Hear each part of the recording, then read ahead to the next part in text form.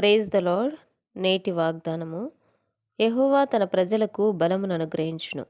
యెహోవా తన ప్రజలకు సమాధానము కలుగజేసి వారిని ఆశీర్వదించును. కీర్తనల గ్రంథము 29వ అధ్యాయము 11వ వచనము. దేవుడు ఇశ్రాయేలీల మొరను విని మోషేను నాయకునిగా నియమించి ఆయన ఎన్నో సూచక్రియలను మహత్కార్యములను చేసి వారిని ఐగుప్తు నుంచి వెలుపలికి తెచ్చాడు. అయితే ఫరో తన సేవకులు ఇశ్రాయేళ్లను తరుముకుంటూ వెళ్ళారు.